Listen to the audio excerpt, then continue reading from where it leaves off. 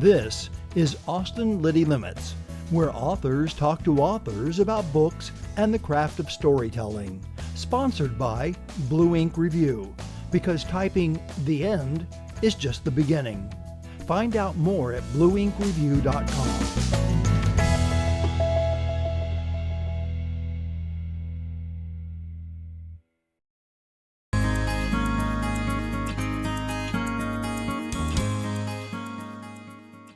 Mouth to Mouth is author Antoine Wilson's third novel.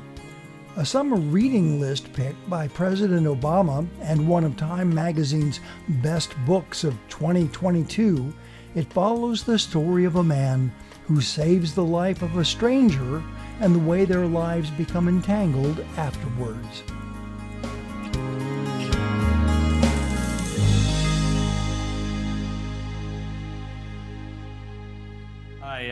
I'm Antoine Wilson, and I'm going to be reading from my novel Mouth to Mouth, about that far of the way into it. And it's when the sort of main character, Jeff, has an encounter, maybe his first real encounter with a work of art.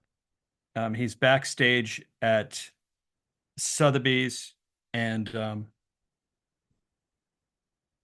looking at a painting. A large painting across the room caught his eye, leaning against the wall, a diptych. He was drawn in not only by its monumental scale, but also by its complexity, its energy, its dynamics, and its seemingly unresolved and unresolvable nature. He didn't look at it so much as watch it. He let his eyes move across the surface, taking in the strokes of dark brown, blue, orange, yellow, lavender, and white, the blobs, the drips, the forceful gestures, the accidents, the way the seam between the two panels bisected the floating cloud or blob or explosion, so that it looked as if the left side and right side were painted at different times, from different vantage points, the lines not quite connecting, the right side magnified and shifted up a foot. Canvases almost connected, and in distribution of color and gesture, the overall image was almost symmetrical, so that if he thought about it, which he did not until later, much later, part of the painting's overall dynamic mimicked what happened when our eyes crossed, or are affected by different lenses, or in some way uncoupled from each other. Double vision, a parallax view, an image refusing to resolve into a single perspective. He'd look back on this moment many times, and feel the same fluttering in his chest he felt upon first encountering this work. And no matter how he tried to reduce his response to logic or reason, he would always fail. Only after he'd stood there for who knew how long did he think to read the label to find out who had made the painting. Joan Mitchell, painted in 1986.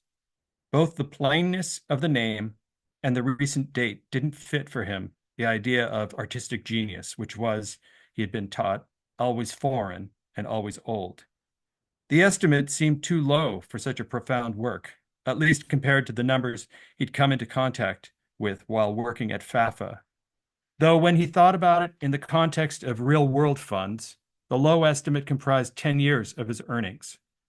And yet, even while that seemed ridiculous, it still seemed to him too low. In the distance between these values, he felt himself recalibrating, and in the field of energy created by the painting, he felt intimations of an eye of his own. Francis entered the gallery, vibrating with energy after his encounter with Mick Jagger. He sidled up next to Jeff, who hadn't taken his eyes off the painting. "Woof," Francis said.